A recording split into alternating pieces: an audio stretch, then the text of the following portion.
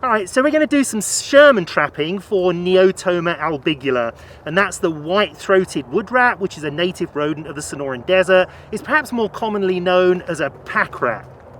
Now, Sherman trapping is a way that we can capture the animals live, and this is a Sherman trap. They come in different shapes and sizes. This is a fairly large one because Neotoma are fairly large, and they sort of work a bit like this. So one of these is a door. When you put it down, it stays open, and then you put the trap wherever you want to put it. In our case, we're going to put them near pack rat middens, and you'll be able to see what the middens look like, but that's where the animals live. And you bait it with peanut butter and oatmeal because they find that absolutely delicious and irresistible. And of course they trot in. There's a little bridge in the middle of the trap, and they go to the back, and there's a mechanism, and I'll trigger it from this side, if you can see. And that wasn't very spectacular, we'll do it again. And they trap it, and they're caught live inside. So then tomorrow we can come check the traps. So we're going to do a technique called mark and recapture to estimate the population size of Neotoma on the Red Mountain campus.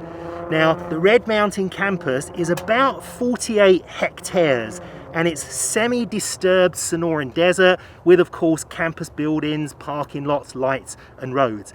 But we've got a bunch of pack rat middens, there's one behind me, littered all over campus, and we're going to trap about 10 middens, and we'll put 10 traps at each midden, and then using this mark and recapture technique we'll be able to estimate population size. Now, the mark and recapture technique itself is fairly straightforward. This is day one, and we're going to set traps out, and every Neotoma that we capture tomorrow morning, we'll check the traps. If we've got a Neotoma in there, we will mark the animal. Now in this case, I'm going to use just a little Sharpie pen to mark inside the ears. All right, and then we release the animal, and then we're going to come back the next day, and we're going to trap again in exactly the same way. The animals that we trap on day two will consist of some animals that we previously caught and marked, as well as some unmarked animals.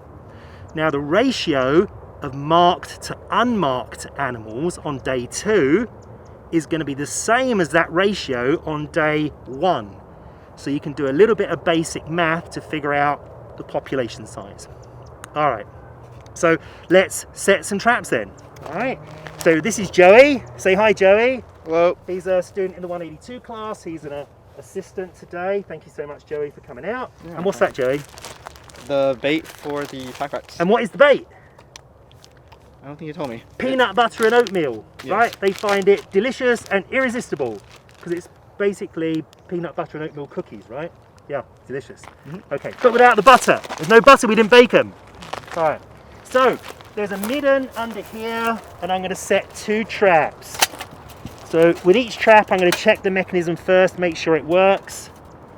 It should go, boom! That's it, that's what we're looking for. That's one.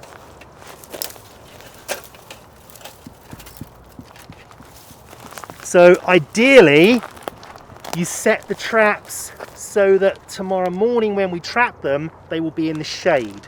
Now we're going to come out fairly early, but if it was a hot day tomorrow, then we don't want the sun to hit the traps because the animals are cooked, and that's not good. But we set the traps 2 per midden in an area where it looks like there's been some pack rat activity, and I can see that there's some pack rat activity there, and there's some definite pack rat activity just here. All right. So to bait them then, we just take just a little bit. We want to attract them, not feed them, and we chuck it to the back of the trap and then sprinkle a few crumbs in the front.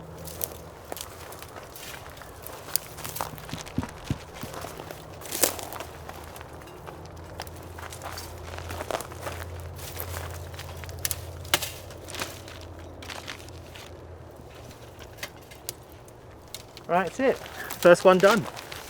Okay, so we're at our second pack rat midden then. The first one was underneath a creosote bush, And this one is a really interesting midden. It's in a really nice old ironwood tree, and it's an arboreal midden or semi-arboreal, which means it's located sort of up in the tree. And I'll point it out, there's some obvious signs, but if you look at the base of the tree, all of that bark, that's not natural. Just there. Right, that's completely not natural. That sort of the arboreal part of the midden that the animals put there, and you can see a little entrance to the where its little burrow is up in the midden there. There's probably another hole just there it goes in, and another one down there. So there are cavities in the tree that the animal is living in, but it regularly grooms the midden. It places sticks there, it places things that it was eating last night, because it climbs up into the tree, goes to the ends of the branches, clips off little twigs, and it eats the bark and the leaves of the little twigs. And I'll show you some of the clipped ends of the twigs as well, which is another sign of pack rat activity. And the other real telltale sign are the feces that are littered on the ground, and you can just tell. So I'll get some traps by this ironwood tree then.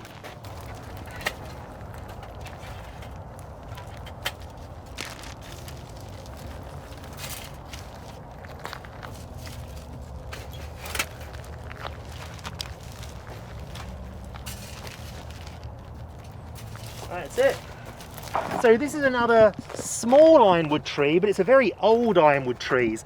So it's hard to age ironwood trees, but if they don't receive supplemental irrigation, they're growing in the desert, and the trunk at the ground is greater than a foot, they can be between 400 and 800 years old. So this might be a tree that's in excess of 400 years old. It's not doing very well. We've had some real dry summers and some dry years in general. It's probably why it's not looking so good, but this is amazing pack rat activity, and this is the first time I've seen this on this tree. But you can tell how hot and dry it's been, because now they're starting to gnaw away at the bark, and that wouldn't be, you know, a choice substrate for them to eat. There's not a lot of leaves on the tree. So this is much more of a classic pack rat midden. You can see all the sticks nicely piled. They seem to see of a roughly similar size and diameter. It's just an absolutely classic pack rat midden.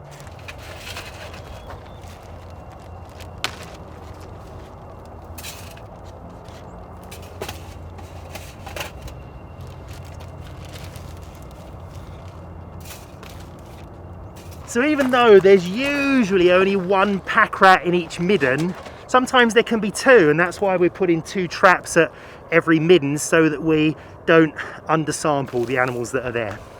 This is a saguaro that obviously fell down. It fell down I think about a year ago, and this is sometimes a good place that you find middens. So this is a new midden, it's not an old one. Some of the middens underneath the ironwood trees might have been there for as many years as the ironwood tree's been there. So the ironwood tree we just put traps under, there could have been middens under there, successive generations of animals, for several hundred years. But this one, it's a relatively new sort of habitat for them, and I've not seen this midden before. It's only about a year old, so I think it might be fun to put some traps here.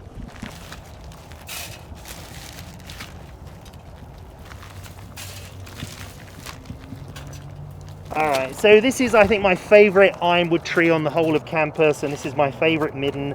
I've been trapping animals here for nearly 20 years, and in this one, we'll see what we get tomorrow. Sometimes you don't get anything, but I usually get a male.